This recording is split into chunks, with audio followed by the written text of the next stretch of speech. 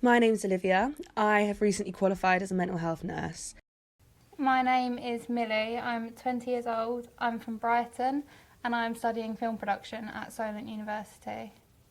My name's Molly. I'm from the Isle of Wight. I'm 20 and I study English literature at the University of Southampton. I decided to go into mental health nursing when I was about 17. I'd worked in care since I was 16 and I just loved working with people, giving back to them and being able to do something for someone when they're at their most vulnerable. So between the ages of 11 and 15, I was quite badly bullied, and that's had an effect on my confidence and particularly my self-esteem. And then towards the end of the bullying, I actually met a really nice girl who we became like soul sisters, like we were completely inseparable. And then when I was 17, she sadly passed away.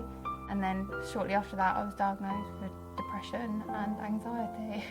The mental health struggle that I face is general anxiety disorder, which I was diagnosed with at my last uni, which I dropped out of last year before coming to Southampton. Everybody deserves love and everyone deserves to be as supported as possible by the people around them. And if that is a healthy relationship that is supporting you and building you up in every aspect of your life, including your mental health, I don't see why anyone would want that to stop happening. I've very recently become single. I've broken up with my boyfriend. For me personally, I think it's different for different people going through different issues, but personally I found that a relationship was probably better for me as it gave me a sense of stability. And my boyfriend's called Ben. Ben's helped me by just sort of always being there, because it's nice to know you can have someone to talk to. So to have a boyfriend who is there for you, that you know you can talk to because they love you, is really, really helpful. The hardest bit I found when being in a relationship was actually telling my boyfriend about the issues I was facing. So before we were together, we were friends for quite a long time and I never told him. So when it came to having to tell him that I was going through all these issues, I was really worried that his opinion would change on me, it would put him off me, or he wouldn't trust me because I never told him before. So yeah, I was really worried about telling him, but when I did tell him, he was really good about it and really respectful. I do think our relationships changed because of my anxiety. I feel as if, it sounds very cliche, but I feel as if it has got more mature in a way, because we've been together since we were 16, so we were kids pretty much when we got together, and this it was a very adult issue dealing with mental health. Dating while you have a mental health problem is not something I would necessarily discourage nor encourage. It can be really, really useful to have that constant level of support throughout. So I don't find being single difficult, but for me personally, being in a relationship gave me more stability and was probably better for me personally.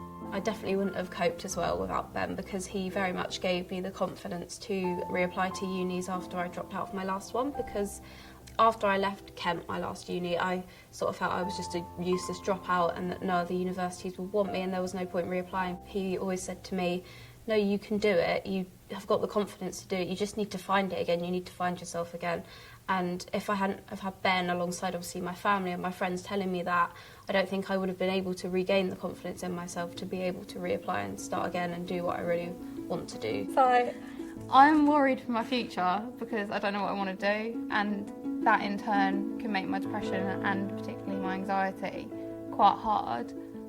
I do have a fear of my anxiety becoming really bad again, because it was a very low point for me last year when I left my last uni and I suffered a mental breakdown.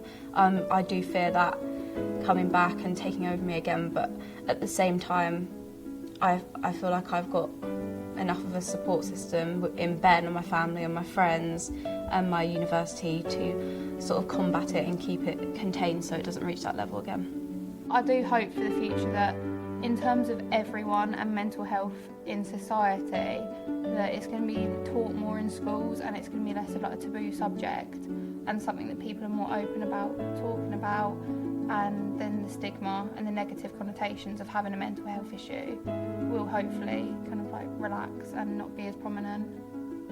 Because I struggle with self-confidence as a result of my anxiety, and a lot of that's to do with my academic sort of life and pressures. So I was hoping that if I became a teacher I could sort of help kids that had the same sort of issues as me to be more confident in applying to unis and their work and their abilities. That would be something I'd be really interested in.